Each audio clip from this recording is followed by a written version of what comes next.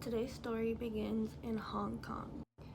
Man-yee was abandoned in her childhood and put into an orphanage, but at age 15 she became homeless due to the age restriction at the orphanage and to never being adopted. By 21, she began working at a brothel named the Romance Villa. There she fell for a client who enabled her drug habits. They got married in 1996, and by 1998 she gave birth to their son, roughly 5 months before she got murdered. Fan's husband was abusive, and neighbors report screaming and fighting all the time. Also, they could hear their young son crying and screaming as well. Fan decided to turn her life around to protect her son and give him a better life. So she quit drugs and prostituting and got a job as a hostess at the Empress Karaoke nightclub. Eventually, she left her violent husband, but due to these sacrifices, she had lower income and couldn't provide for herself or her son anymore. By 1997, Fan began to prostitute again. She met a wealthy 34-year-old socialite who became one of her regulars. He would pay her for long night sessions where they would indulge in meth and other drugs. This man, Man-yee, was part of a large organized crime group in China. She got too comfortable with him and stole $4,000 from his wallet.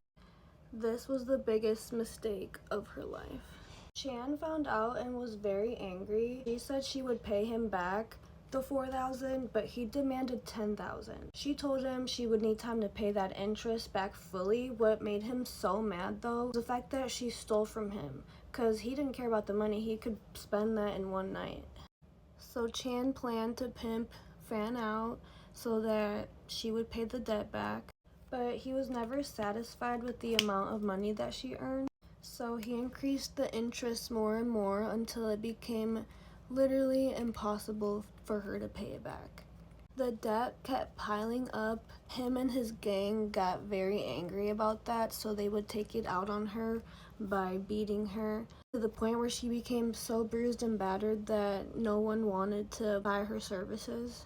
It's gonna get much worse, because in March 1999, Chan got some of his men to kidnap Fan, and they brought her to his apartment on Granville Road in Sam Sha Tsui, Hong Kong. This 5-bedroom apartment was massive, and it was fully stocked in Hello Kitty memorabilia. Hello Kitty curtains, Hello Kitty silverware. For more than a month, she was tortured by the leader, 34-year-old Chan Man-yee, 27-year-old Leung Shing Chow, and 21-year-old Leung Hua Loon. And, surprisingly, a 14-year-old minor who was a victim of Chan's, but she was terrible herself. She indulged in the torture of Fang as well. She stated she would actually enjoy torturing her and laughing hysterically while they did so, and she came up with ideas to torture her. They tied her up, punched her, kicked her, and at one time they even kicked her in the head 50 times. They would pour hot wax on her legs, melt straws on the bottom of her feet, and even tie her up by electrical wire and hung her up and used her as a punching bag. The men locked her in a bathroom so they can go out and about their day. One night they went out for drinks. They came back after a few days and found her dead. They then thought about boiling her body, which they did. They boiled her body parts, got rid of them through the trash, but they did keep some in garbage bags scattered around the apartment. Lastly, they boiled her head until only her skull was left.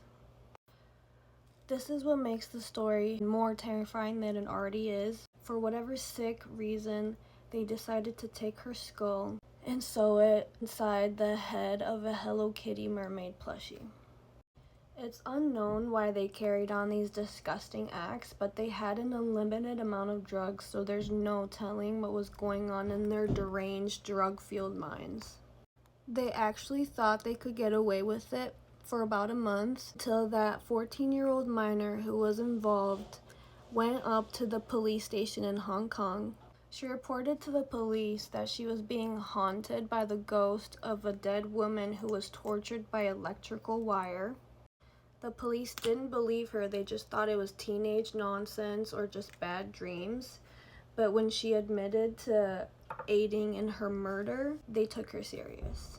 She led them back to the apartment where the murder occurred and showed them the skull in the Hello Kitty plushie. They soon arrested her.